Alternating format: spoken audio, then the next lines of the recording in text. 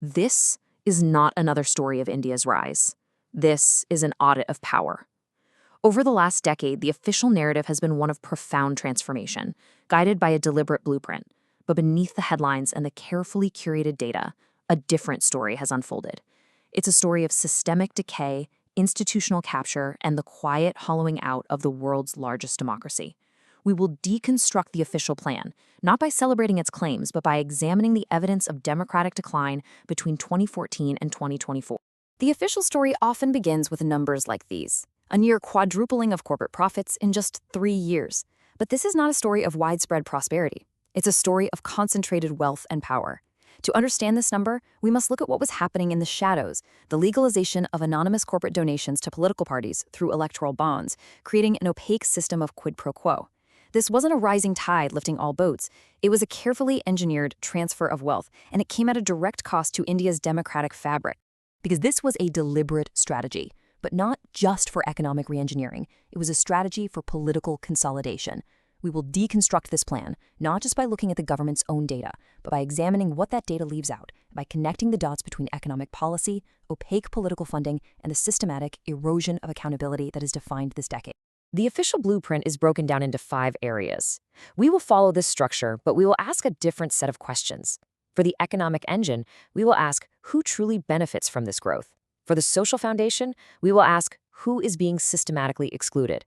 For building a modern India, we'll analyze the political cost of development. For data rights and governance, we will investigate the architecture of control. And for India's global outlook, we will examine the contradictions between its international image and its domestic reality. First, the economic engine. The official narrative is one of a manufacturing revival and improved corporate health. The reality is a story of how state policy was used to favor a handful of conglomerates, creating a new form of institutionalized crony capitalism. This chart shows a realignment in manufacturing. But what it doesn't show is the simultaneous hollowing out of the small and medium enterprise sector, the backbone of Indian employment, which was devastated first by demonetization and then by a poorly implemented GST. The growth in these high-value sectors has been capital-intensive, not job-intensive, and has disproportionately benefited a few large, politically connected corporate houses who are the primary beneficiaries of government contracts and policy changes. The pillars of this strategy reveal the mechanism. The production-linked incentive schemes, for example, directed massive public subsidies to large corporations, with little transparency or evidence of creating sustainable, large-scale employment. The record corporate profits to GDP ratio was achieved not just through market performance, but through significant corporate tax cuts and the weakening of labor laws, which transferred wealth from labor to capital. This economic model was designed for capital concentration, not for broad-based prosperity. This statement from the Economic Survey frames the plan as a partnership. In reality, it signals the state's retreat from its developmental obligations. After creating a protected ecosystem for a select few corporate giants, the government is now calling on them to drive investment. This is an admission that public investment has been insufficient to generate jobs, and an endorsement of a model where national assets and policy levers are used to bolster private monopoly. Now, let's examine the social foundation. The official narrative is one of unprecedented welfare delivery and poverty reduction. But we must look at how this welfarism was deployed and what vital social sectors were simultaneously degraded. The scale of direct benefit transfers and welfare schemes is undeniable. However, this model of digital welfarism also served a political purpose. It created a direct line of patronage between the ruling party and the beneficiary, branded with the prime minister's image, bypassing and weakening traditional structures of accountability. It turned citizens into beneficiaries, dependent on the state's largesse, while their access to fundamental rights and public services diminished. These headline numbers on poverty and health indicators mask a deeper crisis. While these figures are presented, the public health system has been systematically underfunded, a failure made brutally evident during the COVID-19 pandemic, with its data opacity and catastrophic mismanagement. Similarly, the public education system has seen a decline in funding and an increase in the politicization of curriculum, leading to a generation facing rampant unemployment and disillusionment from recurring exam leaks and recruitment delays. These numbers do not reflect the collapse of these foundational state capacities. The gap between this stated public ideal and state action has become a chasm. While citizens profess tolerance, the state has systematically hollowed out India's constitutional secularism. This was not done by changing the law, but by changing its application. the Citizenship Amendment Act introduced a religious filter for citizenship for the first time. State complicity or deliberate silence during episodes of communal violence became routine, and the language of religious majoritarianism was normalized in official governance, fundamentally altering the relationship between the state and its minority citizens. The third pillar of the official blueprint is a massive infrastructure push. Gleaming highways and new airports became the symbols of a modernizing India. But again, we must ask, at what cost? And for whose benefit? Integrated planning and logistics efficiency are laudable goals. However, this top-down, centralized approach was also a mechanism for awarding massive, lucrative contracts to the same set of favored corporate groups. Environmental impact assessments were diluted, and social displacement concerns were frequently overridden in the name of rapid development, concentrating both the financial benefits and the political power associated with these mega projects.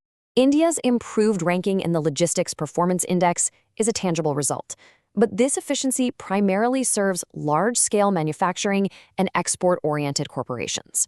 For the vast majority of India's small producers and farmers, the barriers of market access, crumbling rural infrastructure, and a lack of cold storage facilities remain as formidable as ever.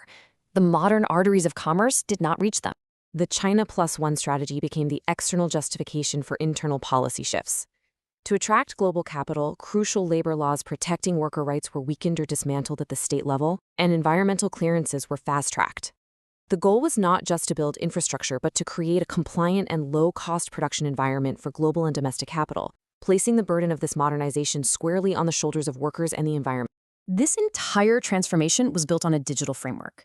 The official narrative is of empowerment and ease of living, but this digital architecture also became a formidable tool for surveillance, control, and the silencing of dissent. A digitally empowered society also became a digitally tracked society. The linking of every service, from welfare to bank accounts to SIM cards with a biometric ID, created one of the world's largest centralized citizen databases.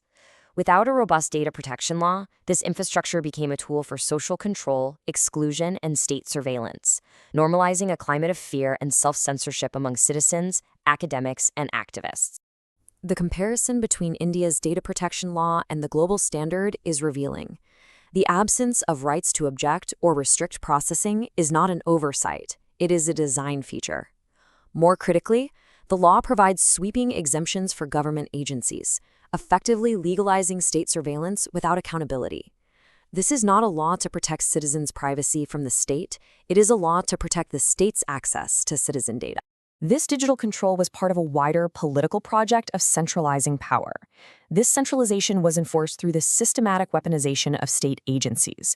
The Enforcement Directorate, the Central Bureau of Investigation, and the Income Tax Department were disproportionately used to target opposition leaders, independent media, and civil society organizations. The timing of raids and investigations often coincided with elections, creating a chilling effect that crippled political opposition and solidified a one-party dominance not seen in decades. Finally, we'll look at how this domestic blueprint was projected onto the world stage. India's global image was carefully managed to portray a confident, rising power, even as its internal democratic foundations were being eroding. This assessment that globalization has peaked was used to justify a pivot towards Atman Bar Bharat, or a self-reliant India.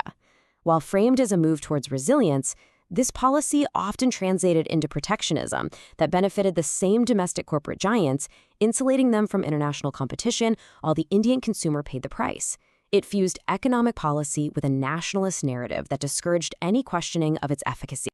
The Chinese conundrum became a permanent fixture of national security discourse. This external threat was frequently used to justify increased domestic surveillance and the passage of stringent laws that curtailed civil liberties. It also fueled the capture of the press, where corporate consolidation and government pressure transformed much of the mainstream media from a watchdog into a cheerleader for the government's narrative, especially on issues of national security. India's leadership on the international climate stage through initiatives like the Solar Alliance stood in stark contrast to its domestic environmental record. During this decade, foundational environmental protection laws were diluted, and vast tracts of forest land were diverted for industrial and infrastructure projects, often benefiting the same corporate interests. The international posture was one of responsibility. The domestic policy was one of extraction. The question is not what the next blueprint will look like, The real question is, at what point this systemic degradation becomes irreversible?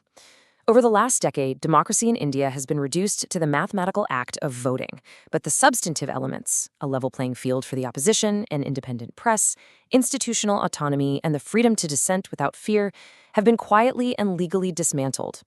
This is how democracies erode in the 21st century, not with a bang, but through the slow, steady, and legalistic capture of institutions, until all that remains is the shell of a democracy, emptied of its soul. The most dangerous stage is not the crisis, but the normalization of the decay.